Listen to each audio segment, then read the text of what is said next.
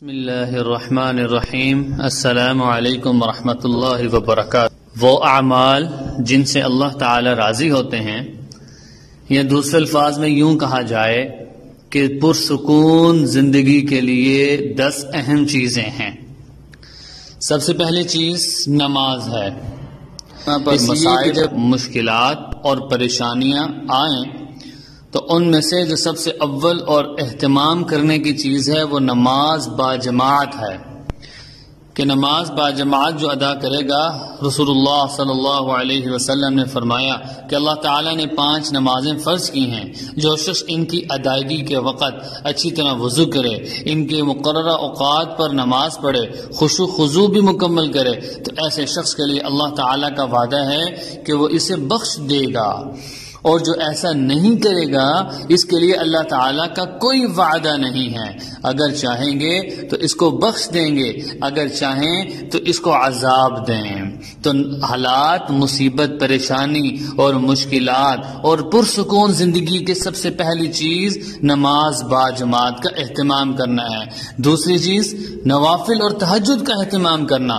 رسول اللہ صلی اللہ علیہ وسلم نے فرمایا علیکم بقیام اللیل فإنہ داب الصالحین قبلکم وإن قیام اللیل قربۃ الی اللہ، کہ تہجد کی نماز کا التزام کیا کرو، یہ تم سے پہلے نیک لوگوں کی خصلت ہے، اور بلا شبہ رات کا قیام تمہیں اللہ کے قریب کر دے گا۔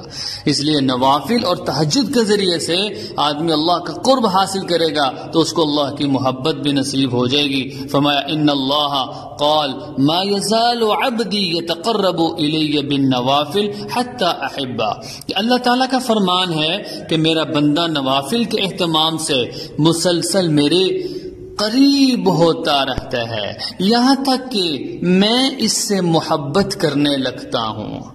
اور دوسرا فائدہ یہ ہے کہ رسول اللہ صلی اللہ علیہ وسلم نے فرمایا علیک بالسجود فإنک لا تسجد للہ سجدۃ الا رفعک اللہ بها درجہ، کہ سجدوں کا اہتمام کیا کرو، کیونکہ تم اللہ کو جو بھی سجدہ کرو گے اس کے بدلے میں اللہ تعالیٰ تمہیں ایک درجہ عطا فرمائیں گے، اور اللہ تعالیٰ گناہ کو ختم کریں گے۔ اس لیے نوافل اور تہجد کے ذریعے سے اللہ کو راضی کریں اور پرسکون زندگی بنانے کی کوشش کریں۔ تیسری چیز کیا ہے؟ قرآن کریم کی تلاوت کی جائیں۔ قرآن پاک میں اللہ نے فرمایا وَنُنَزِّلُ مِنَ الْقُرْآنِ مَا هُوَ شِفَاءٌ وَرَحْمَةٌ لِّلْمُؤْمِنِينَ، یہ جو قرآن ہم نے نازل کیا ہے یہ مومنوں کے لیے تو سراسر رحمت ہے۔ قرآن ہی وہ چیز ہے کہ جو شفا ہے، جسمانی شفا بھی ہے، روحانی شفا بھی ہے۔ قرآن کو چھوڑ کر کوئی کبھی نہ جسمانی شفا پا سکتا ہے نہ روحانی شفا پا سکتا ہے۔ چوتھی چیز یہ ہے کہ کثرت سے اللہ کا ذکر کرنا، لہذا رسول اللہ صلی اللہ علیہ وسلم نے فرمایا ما عمل آدمی عملا قط انجی له من عذاب اللہ من ذکر اللہ، آدمی ذکر الہی سے بڑھ کر کوئی بھی ایسا عمل نہیں ہے جو اس سے اللہ کے عذاب سے نجات دلانے والا ہو۔ یہ ذکر ہی ہے کہ جب ذکر کا اہتمام کرتا ہے تو اس کو اللہ تعالیٰ کی رضا نصیب ہوتی ہے۔ پانچویں چیز رسول اللہ صلی اللہ علیہ وسلم پر درود پڑھنا۔ اللہ تعالیٰ کے اپنے بندوں پر بے شمار احسانات ہیں، اور رسول اللہ صلی اللہ علیہ وسلم پر بے شمار رسول اللہ صلی اللہ علیہ وسلم کے احسانات ہیں۔ ان کا بدلہ کیا ہے کہ درود پڑھا جائے۔ آپ صلی اللہ علیہ وسلم نے فرمایا اذا تکفى ہمک ویغفرک ذنبک، کہ تب تو تیرے غموں کو دور کر دیا جائے گا اور تیرے گناہوں کو بخش دیا جائے گا۔ حضرت ابی بن کعب رضی اللہ عنہ کے پوچھنے پر رسول اللہ صلی اللہ علیہ وسلم نے یہ جملہ ارشاد فرمایا تھا کہ وہ پوچھ رہے تھے کہ میں کتنی مرتبہ یہ آپ پر درود پڑھا کروں؟ آپ نے فرمایا جتنی مرتبہ بھی پڑھو کم ہے۔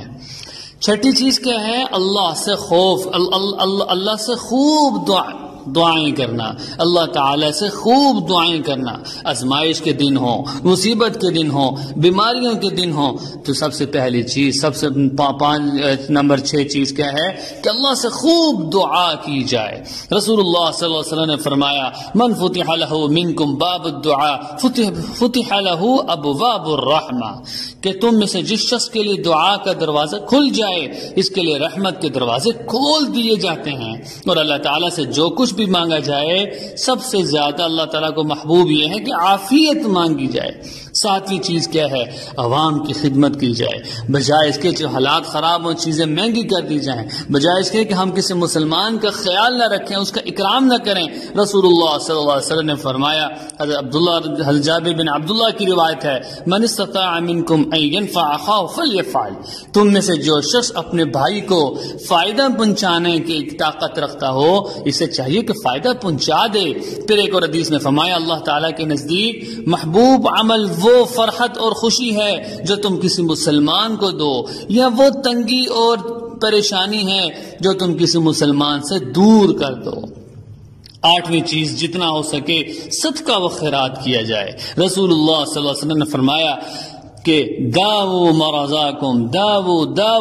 مرضاکم بالصدقہ، صدقے کے ذریعے سے اپنے بیماروں کا علاج کرو۔ نویں چیز، اپنے رزق کو حلال بنا لیجئے بجائے سود کے، حرام کھانے کے۔ جب لقمہ حلال کا ہوگا دعاؤں میں جان ہوگی، اللہ کی رضا نصیب ہوگی، اور جب حرام کھائیں گے تو اللہ کے دور ہوتے چلے جائیں گے۔ دسویں چیز، گراں فروشی سے اجتناب کریں۔ افسوس کی بات ہے کہ جب مصیبت پریشانی اور حالات آ جائیں تو لوگ مہنگائی کر دیتے ہیں، بجائے مسلمان کے دل میں احساس کے وہ چیزوں کو مہنگا کرنا شروع کر دیتے ہیں۔ رسول اللہ صلی اللہ علیہ وسلم کا ارشاد ہے، من یسر علی مسلم یسرہ اللہ علیہ فی الدنیا والآخرہ، جس نے کسی مسلمان کے لیے آسانی پیدا کی اللہ تعالیٰ دنیا اور آخرت میں اس کے لیے آسانیاں پیدا کریں گے۔ اور اللہ تعالیٰ تب تک بندے کی مدد میں رہتا ہے جب تک وہ اپنے بھائی کی مدد میں رہتا ہے۔ اس لیے اللہ کی رضا کو حاصل کرنے کے لیے اور اپنی زندگی کو پرسکون بنانے کے لیے یہ 10 اعمال ایسے ہیں کہ جب بندہ ان کو اختیار کرے گا تو اللہ کی رضا نصیب۔ بسم اللہ الرحمن الرحیم۔